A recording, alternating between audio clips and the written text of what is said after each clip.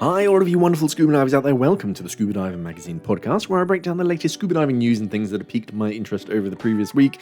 This week, a US diver, Barrington Scott, has set a verified Guinness World Record for the fastest time to scuba dive across all 7 continents, which is actually quite an interesting one because obviously you can't fly so close after scuba diving, so the logistics, because I was thinking, it was like, well, yeah, hey, you could just do that and bing bang bosh, but actually, hey, no, you've got to wait for your surface interval and then jump on a plane and then get to another dive site. So yeah, that one's actually quite interesting. The Cartagena City Council says it's preparing to tighten access to the Cueva del Agua, or the Aqua Cave system in southern Spain, following the death of a 37-year-old female diver out there on the 18th of January, and an underwater habitat builder has just extended the record for the longest time spent submerged underwater. Yeah, the first news story is quite an interesting one. So yeah, US diver Barrington Scott set a new world record for the fastest time to scuba dive across all 7 continents. The mark to beat was 30 days, but Scott, who's also known as BJ, succeeded in completing the feat in fewer than 20. His round-the-world trip was carried out over 19 days, 19 hours and 40 minutes between the 13th of November and the 3rd of December last year. Quoting, "Setting this record is more than a personal accomplishment. It's a testament to resilience, exploration, and the beauty of our planet's underwater world. I hope this inspires others, especially within the Black community, to embrace water sports and adventure." As an advocate for representation in water sports, Scott says he is dedicated to increasing diversity in a scuba diving industry in which African Americans make up only 5 to 8% of the workforce. BJ's been a PADI Master Scuba Diver Trainer, or MSDT, since 2021, and he's also trained as a chef, a freediver, a children's book author, and a photographer. He grew up in New York's Bronx before moving out to Phoenix, Arizona, well known for its scuba diving, but now spends most of his time in Thailand, which he says he chose as a base for his diving opportunities, as well as its culture and beauty. As a child, he said that he was fascinated by the natural world, as seen through TV channels such as the National Geographic and Discovery, and after spending time in foster care and completing a military deployment to Afghanistan as a field wireman in the US Marines, he described finding healing and purpose through a love for scuba diving that began in 2015, he learned to dive in the Bahamas, and the sport has since taken him to more than 35 countries. He had set out to raise $50,000 US dollars through sponsorship and donations for his Guinness World Record bid, and says that his whirlwind journey across 7 continents provided many a once-in-a-lifetime experiences in a range of diverse marine ecosystems, from the pristine waters of Antarctica to the coral reefs of Australia. Every dive had, he said, also underscored the urgency of marine conservation. Quoting, "One of my most memorable dives remains in Honduras with my friends, but this expedition has taught me that pushing the limits of what's possible can open doors for others to follow." He says that he plans to continue inspiring solo travelers and sharing travel advice via his Instagram, whilst advocating for sustainable tourism and marine conservation. Yeah, it's quite interesting because I suppose you could, if you really, really wanted to beat the record and you could like plan it out, yeah, you'd have to literally jump in the water wherever you are, go for a scuba dive, wait the minimum surface interval so that expired as soon as you step on the plane, fly to the next continent, jump off the plane, literally into the water, go for a dive, and then just repeat that until you've done every single continent. Yeah, I suppose you really could whittle those, because what was it, 20 or just shy of 20 days. But hey, that wouldn't be much fun. It would be far better to actually go diving somewhere sort of fun or like enjoyable at each continent. So yeah, well done. In other news, the Cartagena City Council says it's preparing to tighten access to the Cueva del Agua, or the water cave system, in southern Spain, following the death of a 37-year-old female diver there on the 18th of January. The incident occurred in the 7 kilometer long cave at Isla Plana, which is one of the country's longest active hydrothermal networks. The woman, a English language teacher, Lorena Garcia Martin, had been exploring the cave with a dive buddy who lost contact with her in what appeared to be murky conditions. The man alerted the emergency services when he emerged shortly after 11 o'clock at night. Responders, including the local Special Underwater Activities Group, along with firefighters, local police, and paramedics. Martin's body was discovered after some 2 hours at around 1:45 a.m. and brought out. A post-mortem examination is being carried out as part of an investigation. The death is the fifth to have been reported in the past 35 years in this cave system, which is sometimes referred to in the area as the Route of Terror.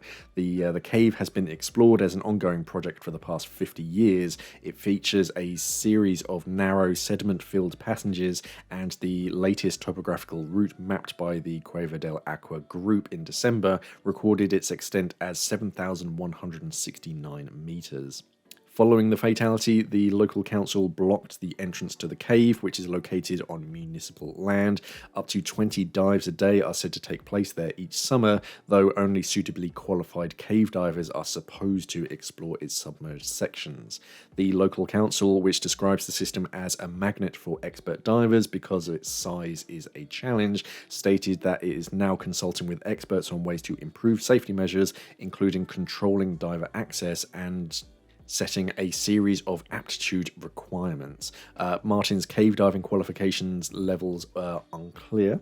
A close friend told press that she had a lot of diving experience, quoting, "She used to practice it in open waters and had taken many courses, some with GEAS trainers from the Garda Civil. Lorena was not one to take risks. She could do any activity, but always in compliance with safety protocols. I don't know what could have happened in that cave."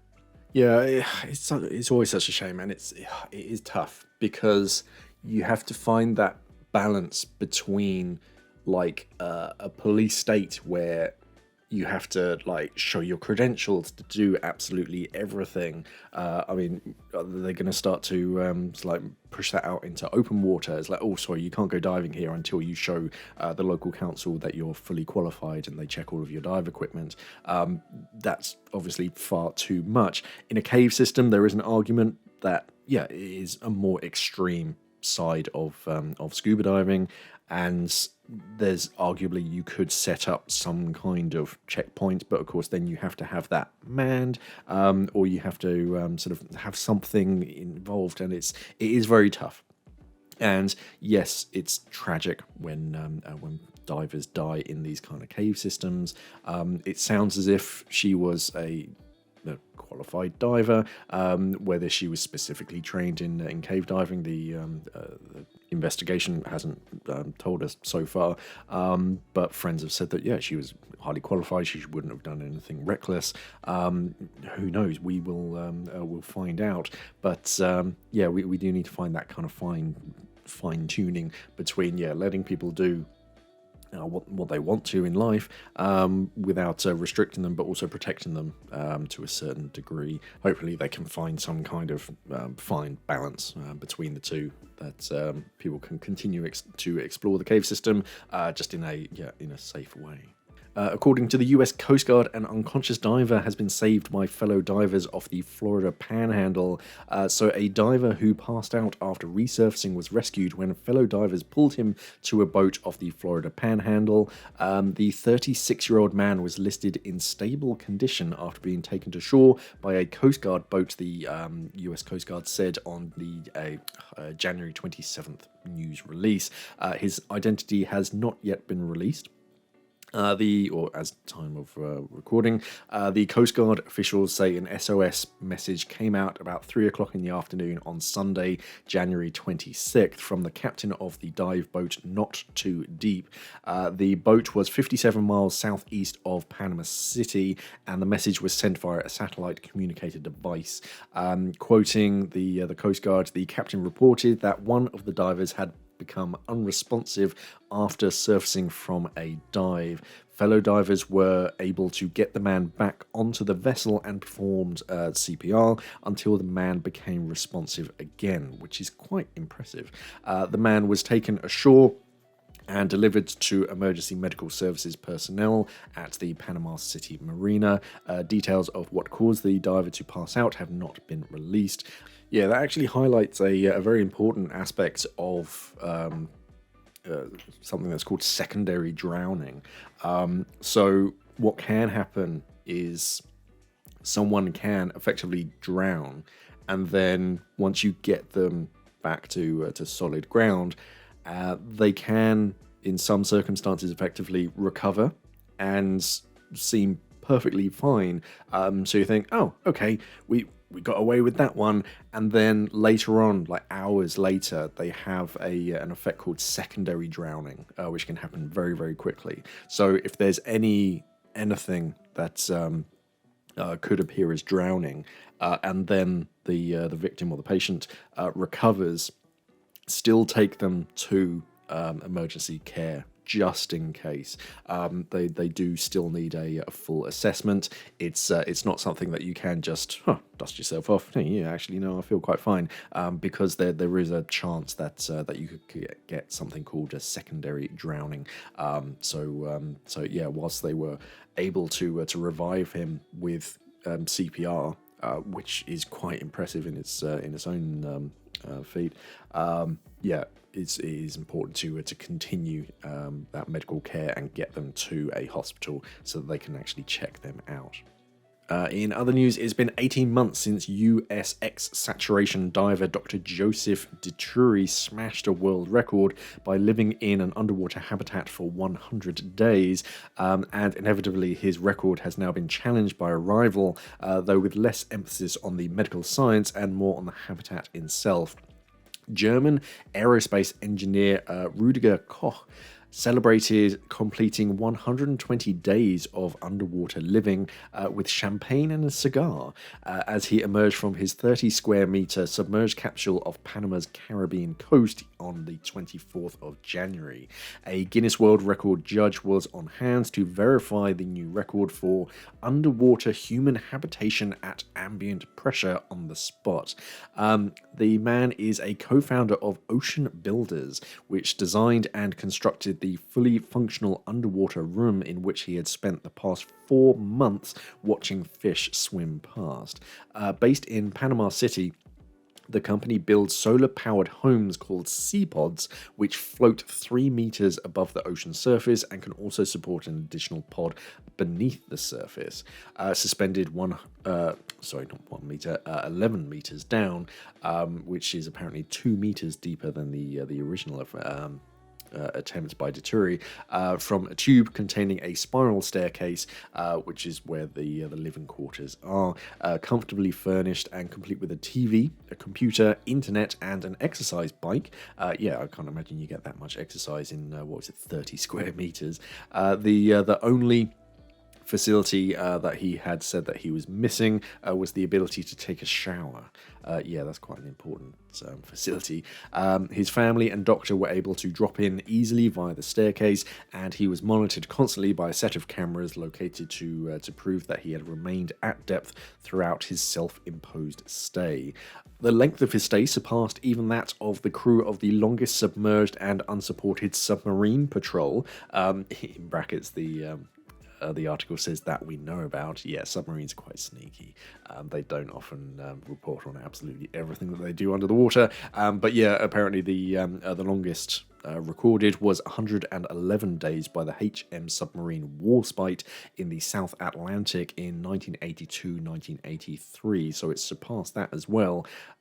According to Dituri, who was the first man to do it, had reported that in his 100-day undersea experience had actually caused his body to shrink slightly, but his sleep patterns, cholesterol levels, and other health markers to improve, probably because he didn't have access to the local shop just to get some cheeky snacks. But no such information has yet been released concerning Koch's physiology. Yeah, if he had champagne and cigars all the time, It probably wasn't there for a health benefit. But yeah, it's just another one of these. There's one here in the UK, a company, I think, is it just called Deep?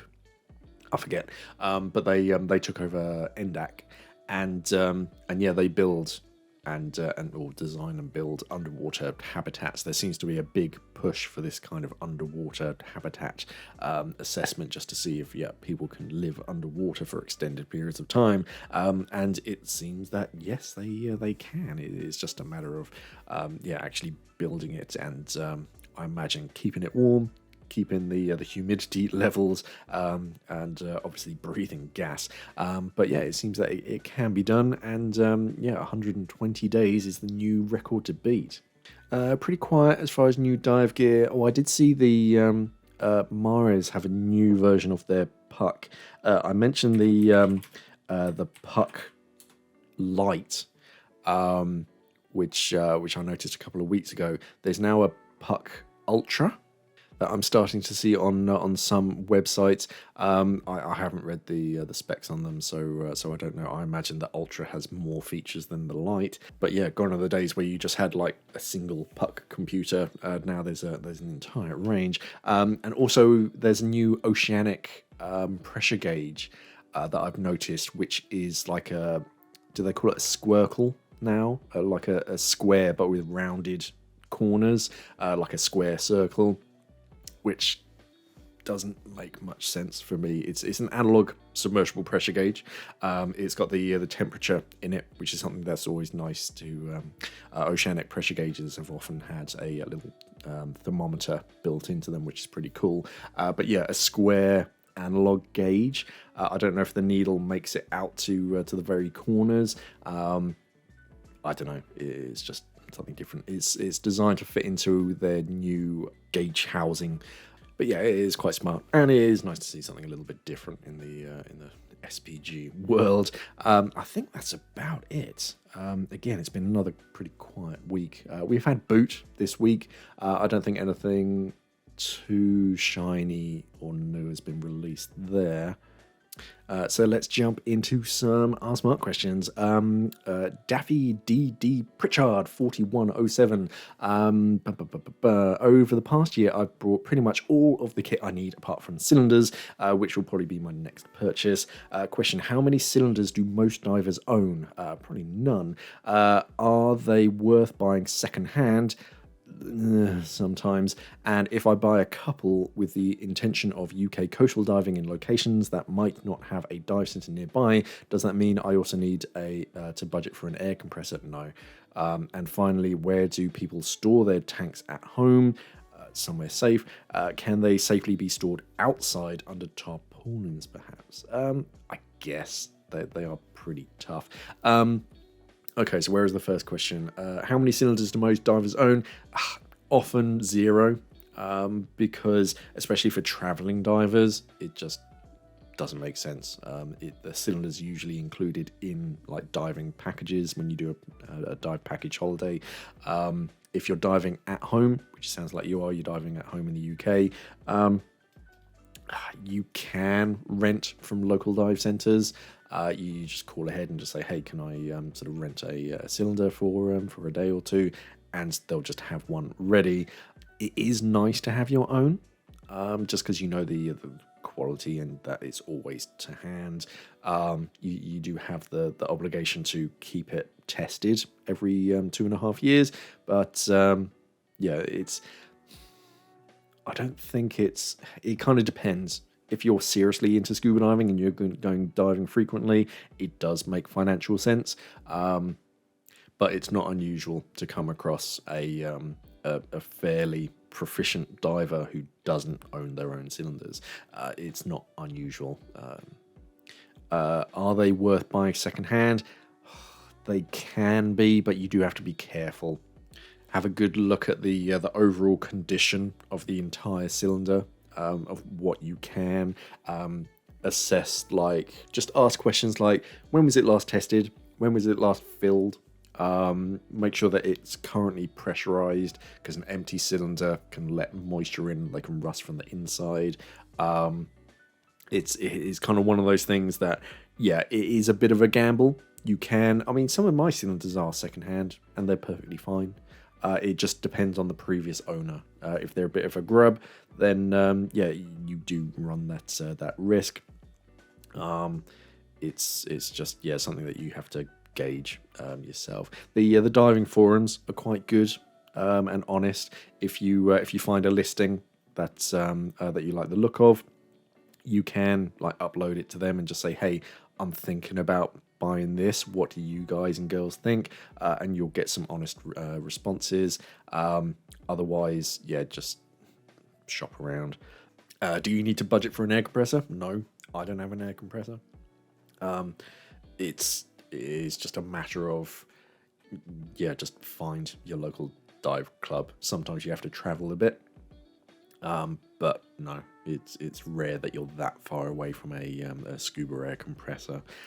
And of course you can travel with compressed gas. And finally, where do people store their tanks at home? So mine are down in my garage. They're like bolted to a wall so they don't fall over. They stay upright. Can you store them outside? You can. I'd want to protect them from extreme heat, moisture, because they can rust, especially steel cylinders here in the UK. The tarpaulin will help, but obviously you want to keep it as dry as possible. And like thieves, if anyone just sort of ventures wherever they are, they're unlikely to grab them because it's quite hard to just snatch and grab and then try and turn a profit on it. But I don't know, someone might try and steal it, especially like an aluminium cylinder, because you can weigh that in for aluminium scrap.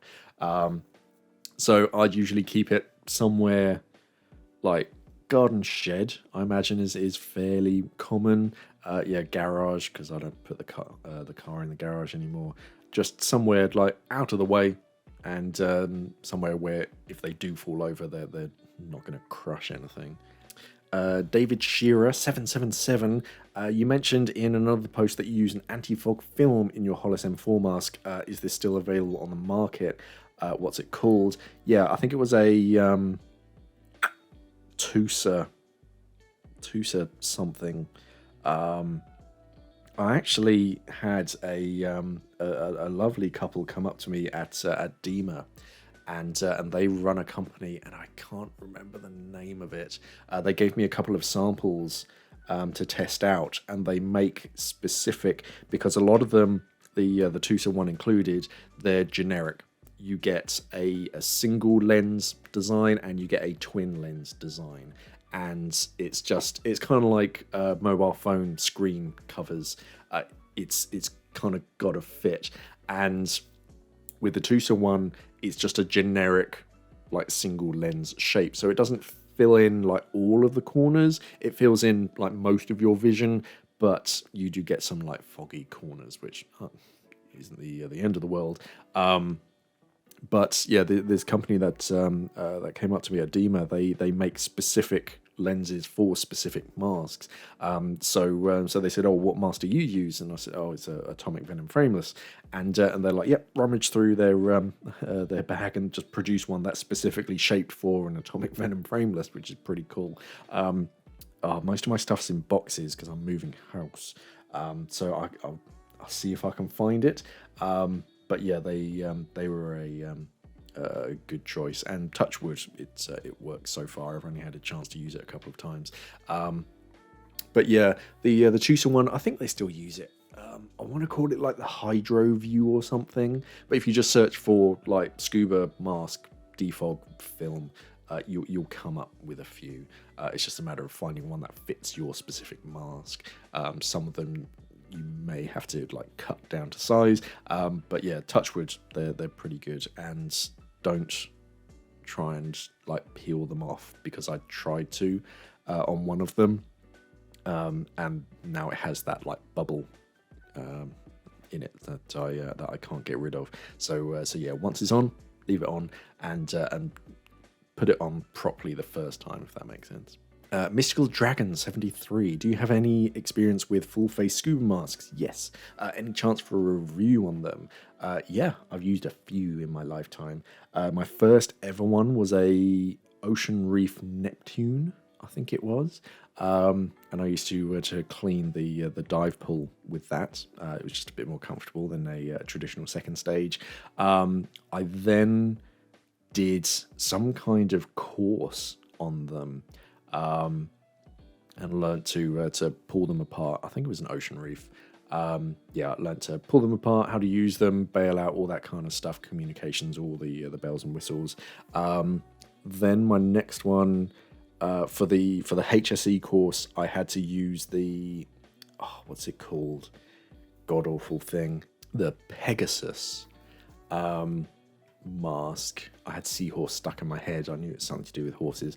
Yeah, Pegasus, which is like a rubber mask with this just generic mouthpiece hole in front of it, and you kind of put your existing second stage into that, and then a mouthpiece extender that goes into your mouth.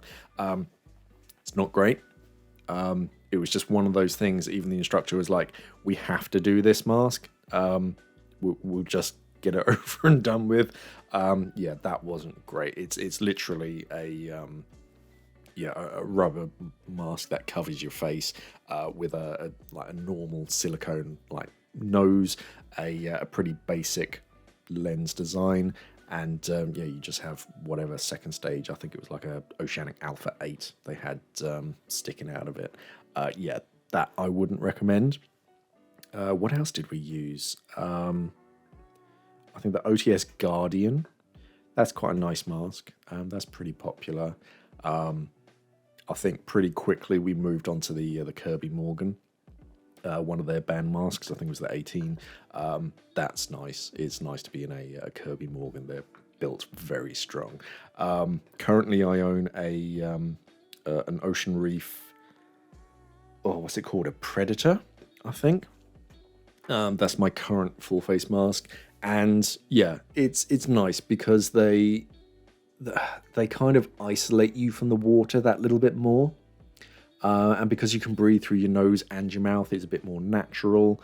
You can add extra things, like my one has a heads-up light that illuminates what's in front of me. So if I'm doing any work and I need to be hands-free, I can have that light coming out of my forehead, surface air valves, and all sorts of clever stuff. So yeah, they are nice. They do have their downsides, because yeah, trying to get them serviced can be a little bit tricky, but also having them balance to whatever first stage you're using can be a little bit awkward. But yeah, I do like and I do recommend full face masks, especially for cold water or like contaminated water. Copyright JT, that long sleeve you're wearing is killer. Where can I get that? What is it? Oh, I'm wearing it's just a Helly Hansen base layer, like a thermal base layer. It's the one with the black and white stripes going down the arms. Most people will recognize it. Yeah, just look up Helly Hansen. It's not a scuba brand. I think they're more just outdoorsy sailing type brand. But yeah, it's just one of their thermal base layers. I think I bought it when I went up to Norway scuba diving. Yes, yeah, just an extra layer. They got leggings as well. I don't use it too much for actual scuba diving, more just in the winter, just as an extra layer. But yeah, I tend to use Fourth Element J2 as a base layer. And finally, David Shearer at 777. We had a 777 earlier. Is that the same person? It is. Head size 23.5 inches, neck size 20.75 inches. Any advice on how I can get my fat head? Oh, be nice to yourself. Get my head through a small neck hole on a hood, I presume, or a dry suit. All max size hoods have max neck sizes of less than 19 inches. Even zippered hoods don't fit me. Oh, that was my first instinct.